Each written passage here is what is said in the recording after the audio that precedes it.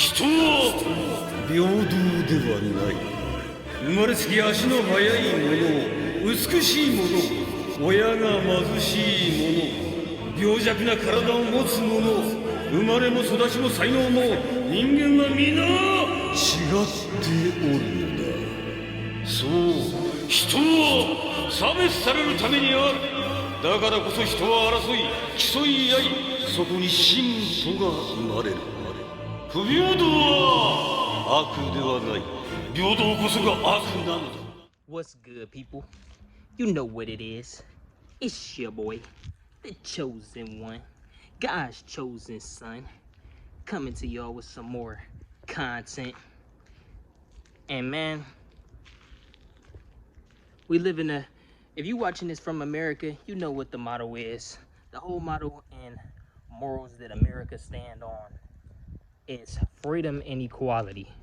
While I can agree with freedom being something that every human should have as a God-given right, equality, I cannot. Now, the thing about life is that life is balance. And a lot of people would say, okay, well, how is having equality between everybody not balance? You have to look at it like this, man. We live in a society nowadays where everybody wants to keep pushing for territory to be equal. Everybody wants to, this is the word, equal, equal, equal. Why can't I be like this person? Why can't I be like that person? Da, da, da, da, da.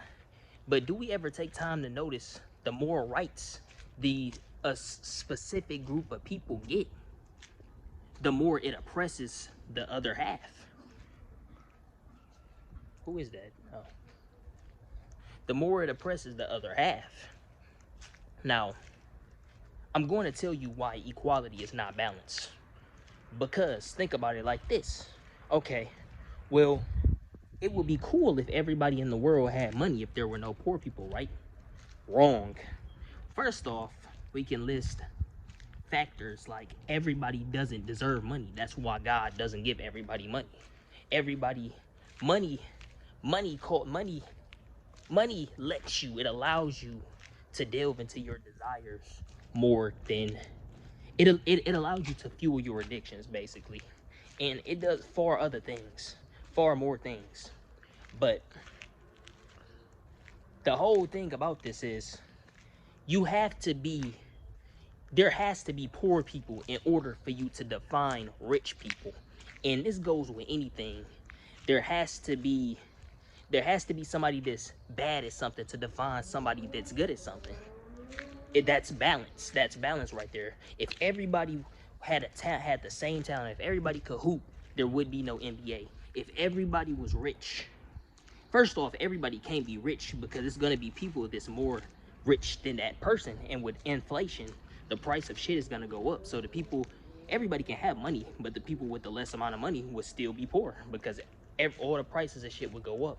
So the point of this video is the fact that equality is really evil if we really think about it, or at least the equality that the perception of equality that everybody else has in mind. See, my version of equality that I've come into, that I've literally had this philosophy for a few years now. Real equality is everybody having their own individuality, everybody having their own differences and excelling at certain points in life, because we are each born different. Some of us are born with genetics that make us to where we are physically weaker than another man growing up, and in his adolescence he can work out and he can gain muscle faster than maybe Jimmy over there across the street. Or some of us are born shorter than others. Some of us are born with natural talents, while others are born into royalty or into families that have good finance, while others are born into more so impoverished households. That's the equality that goes on. The things that make us different is what truly makes us equal, because if we, like said, if we were all good at the same things, if we all had money, how would we be able to define the opposite of that? It's a border. It's balance, bro. But I just wanted to come on here because I was watching Code Geass, man, and I put the clip in the beginning, but I was watching Code Geass, and when he said that, that hit me so hard. Like, some men are swifter than others. Facts, bro. Facts. It's all facts. But we live in this time where everybody is pushing for equality, and like I said, the more these people that push for rights and all this type of shit, the more rights they get, I notice how the other side starts to get oppressed. I'm gonna use an example. It's gonna piss people off, but whatever. The LTBGT blah blah blah, the alphabet niggas.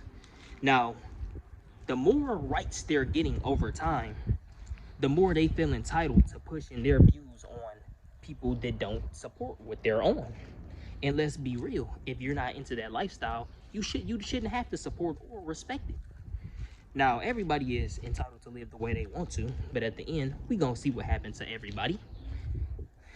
But like I said, as time goes on and these people got more rights, it seems like it's more people coming out against straight people. These people are coming, I see these people attacking straight people all the time for not wanting to deal with them. And you see, now I'm not gonna say the straight people are oppressed, because let's be real, straight people are more so in the majority of the people, are more so in the majority than the people in the ABC community.